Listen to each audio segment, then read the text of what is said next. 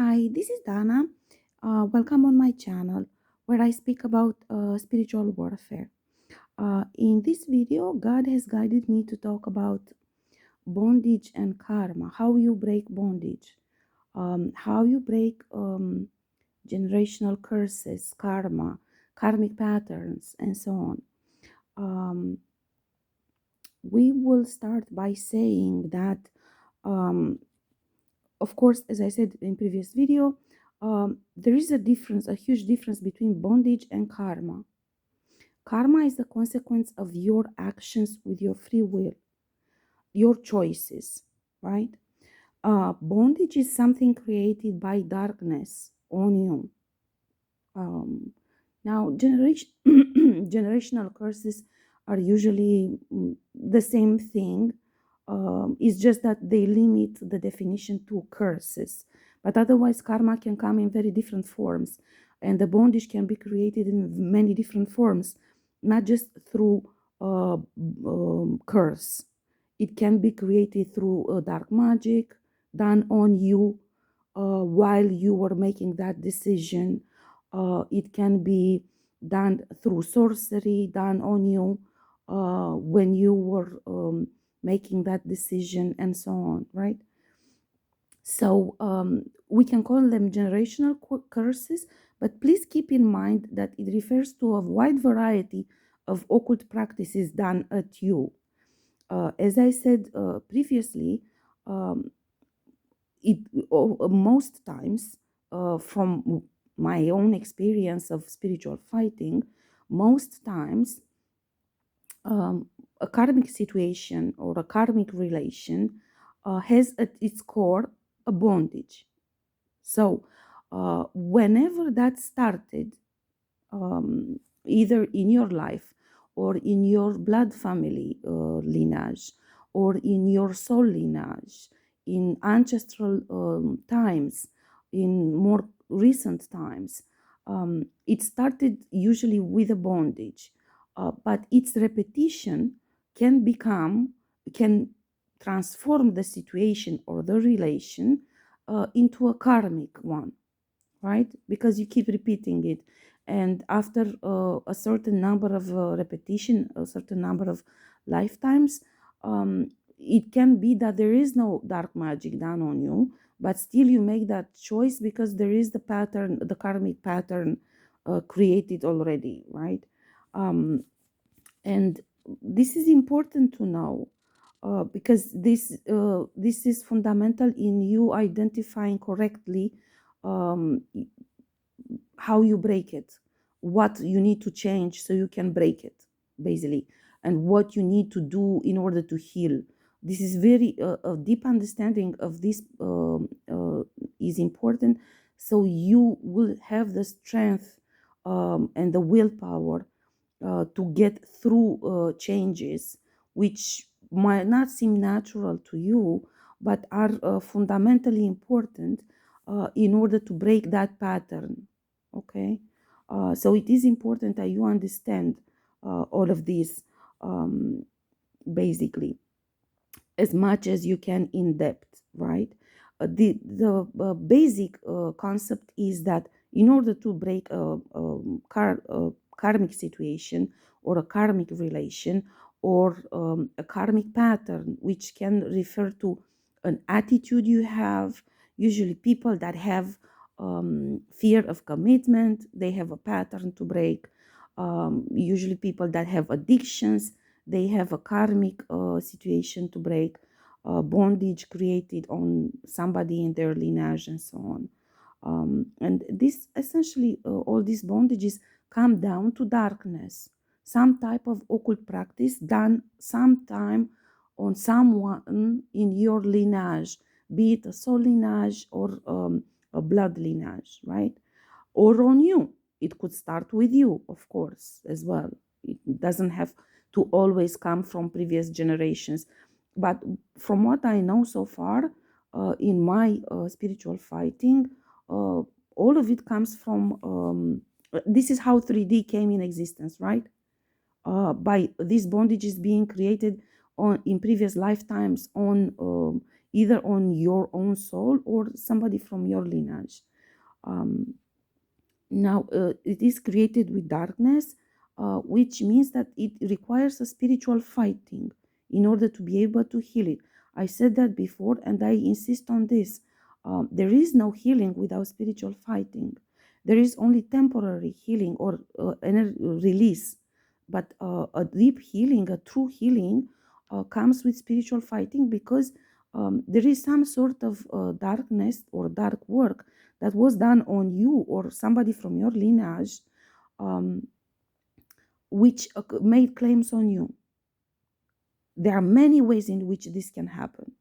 We're not discussing that at this particular second, but what is important to understand, that you need, in order to be able to actually heal that, you need to do the spiritual fighting so you can cast out that darkness. It is really important. So you must do spiritual fighting in order to break bond. And of course, spiritual fighting takes time. So of course, all the while you do spiritual fighting, you do energy healing, and so on. But you only do this so you can stay in light to finish the spiritual fighting. You must understand this, so you won't be disappointed when you keep seeing the same thing coming back to you. It is a matter of willpower, really. And I've seen in my life, I encountered people with whom I had different type of discussions, and they would do certain things. I will not label them or judge them being bad or wrong or something, but things which they themselves needed to change, wanted to change, and they would say, I cannot change this. This is how I am. Even my father says that this is how I am, and I keep saying, this is not how you are. You are how you decide to be. you know I'll give you an example. In 2009, I quit smoking, and everybody was amazed. How did you succeed without any kind of help? How did you succeed?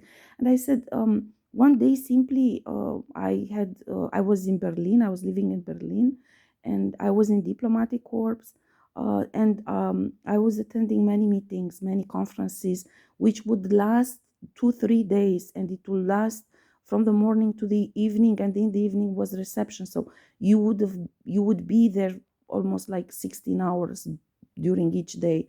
And it was very difficult for me, because as I was smoking, I needed to go out throughout the entire building and the security check in order to get to smoke a cigarette and come back to the meeting room.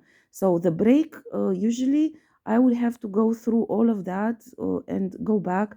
And I was very irritated with this, because I was like, oh, damn, I wanted to speak with my counterpart from so and so country during the break, and I couldn't, because I had to choose: either I stay in the room and I speak with that individual, or I go out and smoke a cigarette. So one day, simply, I said,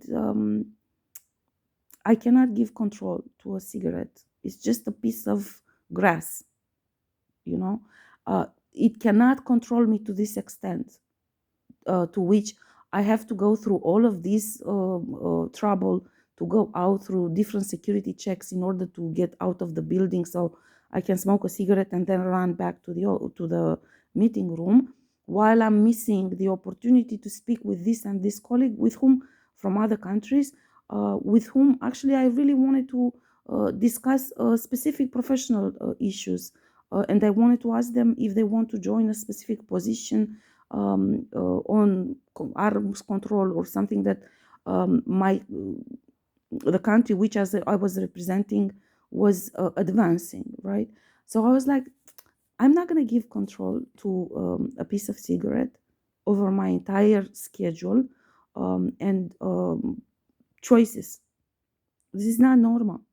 And it's also not normal to be staying inside to speak with my counterpart from a certain country, and to be, nervous because I don't get to smoke a cigarette. This is also some type of control that you give to that thing, as long as it controls your well-being and your mood and your. So I was like, no, I'm going to quit. Just like this, just simply like this, out of principle, because it's not normal to give this much control to something. right? And I quit. So this is the same thing with bondage breaking. People usually don't break bondage because they say, okay, this is something wrong with me. Normally, there is nothing wrong with anybody. As I said in other videos, um, God created all humans.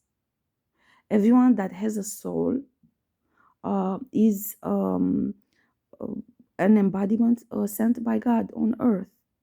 And God would never create somebody who does wrong things or who's evil or who's no.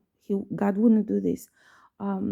Now, so if God created you, then clearly you will be able to change whatever is not good or is not working or is not for the well-being of yours or others, right?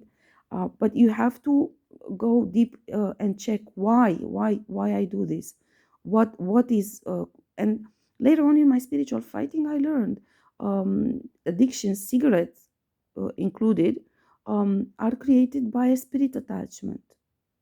Okay, so it's not like you cannot get rid of it if you decide to. Anyhow, the point is, in order to do spiritual fighting, you do energy healing meanwhile, but it will come back. So be prepared for that and understand that it is normal. As long as you didn't break the bondage, that cannot go away. Okay. Totally, it will come back. Now, in order to do the bondage breaking, you must do ancestral healing. Ancestral healing means going back in time. I said this in a previous video. And understanding, learning and understanding how the bondage was created. Also learning how many times that was repeated, in how many generations, how many lifetimes. And you will see that many bondages have numerous reiterations in different parts of the world, okay, in different times of history, under different circumstances. And as you do ancestral healing, you will learn that actually this is like gossip, it evolved. Initially, maybe it wasn't as dramatic. Maybe it was something really wrong, but it wasn't, the bondage was not so strong. But because somebody along the ancestral line decided to make the wrong choice, then it got to become karmic with the repetition, and it got to get more power, to have a stronger grip, right? So you have to identify from that particular situation which you want to change, which is what is bondage and what is karmic pattern. Okay, because what is bondage, it requires spiritual fighting. What is karmic pattern, it requires healing, because it's a repetition and it's a pattern of behavior which you must change.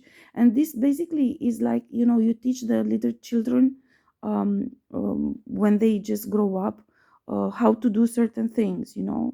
You tell them, you go to the toilets to poop, right? You don't poop in the middle of the house and stuff like this. It's like you teach a puppy or a child. It's the same thing with humans, adults. When you heal karmic patterns, you must keep track. You must be disciplined. You must do energy healing in order to transmute that darkness, and you must have willpower. It's a matter of exercise. I think anyone that has done sport in his life knows that it's a matter of discipline and exercise. uh, you know okay, so you identify what's bondage and what's karma. all karma all karma uh, retains uh,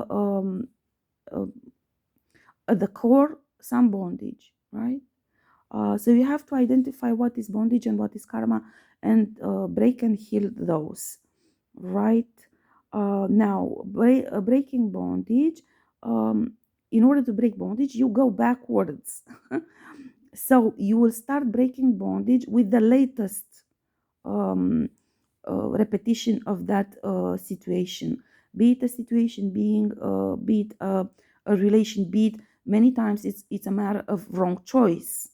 Okay, So you make the wrong choices. Like you have those individuals who always choose the wrong partner, always choose somebody who hurts them, you know. That is karmic. That is a bondage that you must break. Okay. So you go backwards one by one, and you break each and every iteration of that bondage in whatever timeline, in whatever lifetime, in whatever country or geographical place, and so on. So you go backwards one by one, and as you go backwards and you keep breaking bondages, you will see that you get more and more power, because you keep claiming your power back. You keep claiming justice, judgment, and punishment in order to break bondage. Of course, this is mandatory. And you keep canceling the claims which are made by that darkness on you, regardless of what it is. You have to identify what it is, but you keep claiming justice, judgment, and punishment. You take your power back and you break the claims made by that darkness on you. You must identify very clearly what it has been done by humans and what has been done by forces. And you must take power back from both. You must cancel claims done on you by each, by humans and by dark forces. Okay. You write astral letter on each case, on each situation, on each person, and you keep claiming justice, judgment, and punishment. Ideally, you keep a journal. This is important, because as I said in another video, it keeps the Akashic record updated with the information, and there are individuals who might want to help. You can address the karmic board twice per year. There are karmic board meetings. And if you write your journal and astral letters, then that helps with your explaining your situation. And it makes it easier for you to sum up the information. But also, astral letters can help because they're like written prayer. So you can repeat them easily. Sometime from time to time, you can pick up the astral letter and read it like a prayer. You can also make like a small sigil on the astral letter, and then you keep that sigil somewhere um, where it's easy for you to see it very often. So that claim or request or prayer or whatever you write in that astral letter would come easily to your mind, and by the power of the symbol, you just reiterate the prayer, right? Then you can actually do a tattoo of sigils. I did temporary tattoos on my body with sigils, because that has a power of healing. So if you, for example, I'll give you an example. If you write an astral letter and you ask healing, a specific healing for a heartbreak or for something that it hurt you so much, or some type of attacks which are directed at you, at a specific chakra or something, you can write astral letter, do a small sigil, a symbol created by you. You infuse that sigil with the intent of the astral letter, which is a prayer, and you can do temporary tattoos on your body, either on the chakra about which you want to do the healing, for which you want to do the healing, or somewhere on your body where it's easy for you to see it. So you would have that prayer constant in your mind. That is very important. It's the power of the symbol.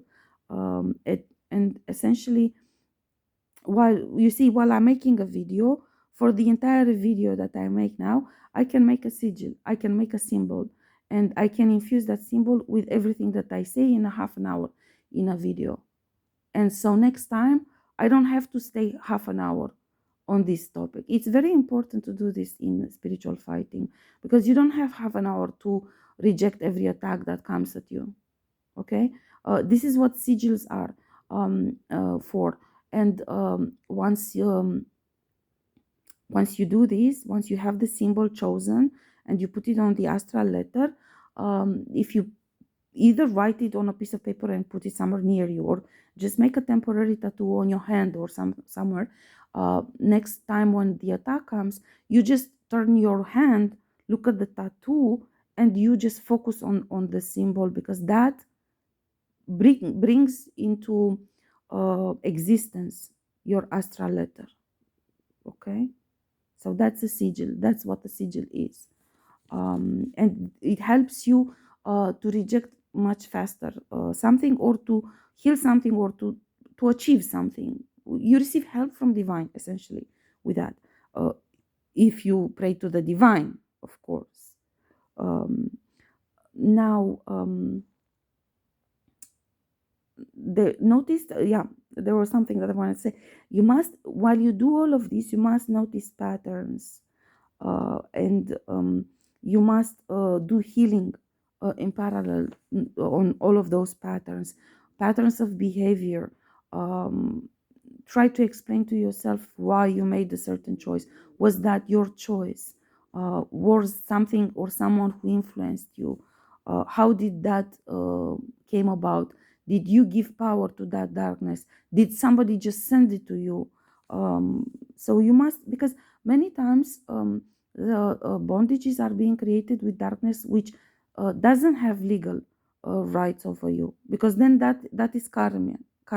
So if you made a wrong choice by yourself, and you accept to be tempted by dark forces, yeah, then it's a karma. But then, uh, if it's a bondage, it's some darkness sent by someone, but it doesn't have legitimate rights according to astral rules or akashic records. It doesn't have legitimate rights on you. This is why you break the bondage, right? This is why you do the spiritual fighting. You do spiritual fighting for both, but many of them do not have legitimate rights. So search. You never know. You might be innocent. It might not be a karma. It might be a bondage, and somebody just convinced you that it was your choice. You must be very careful with this, because then you stand more chances for taking faster your power back, and you advance faster in your fighting, if it was done on you without your knowledge and without your acceptance with free will. This is very important. um, so you must break the patterns, and essentially you must choose differently. But this is why you need a very deep understanding of what is being done, or what is happened, or what decisions you made. And you need, because in order to do something differently, you need to understand what was done wrong, right? Or who has done it, so you must focus to understand exactly what happened. Now, I think I mentioned almost everything that I wanted to mention in this video. It's already 25 minutes, so I guess that's pretty much all I'm gonna be able to say in this video. Now, breaking bondage is almost everything about spiritual fighting. This is a lot. This is a very broad topic. On my Facebook page, I wrote 400 prophetic writings on these topics. You cannot sum it up in a video. This is just the basic elements of bondage breaking. I will check with God. It might be that I will do more videos uh, on specific type of approaches, or I don't know, perspectives over this. It all depends on what God guides me that is necessary for whoever needs it at this point in time. But of course, as always, if you need any more other information, you're welcome to go on my Facebook page and check any of the writings that I posted there. I am working on putting together a book from all my prophetic writings and publishing it. As soon as I have it done and ready, I will put the link in the description box so you can purchase it, so you can have it yourself. I know it's probably easier to read a book than on a Facebook page, especially when we're talking about 400 um, topics. And yeah, I think that's pretty much it for now. I will come back to this topic, I'm pretty sure. I don't know if I will do it now or later on. But as always, if you have questions and if you want me to explain something, or even if it's something related to bondage breaking which I didn't mention yet, but you are doing bondage breaking and you have a specific question of how to do something, how to deal with something, please feel free to ask in comments. I will be happy to answer. Please like and subscribe to my channel, so we'll make sure that the information I'm sharing reaches as many people as possible, from those who need it. And of course, I am very grateful to those who donated to support my work. If anyone else wants to donate, I thank in advance, and you'll find the link to my PayPal account in the description box below. I'll talk to you in the next video. Bye.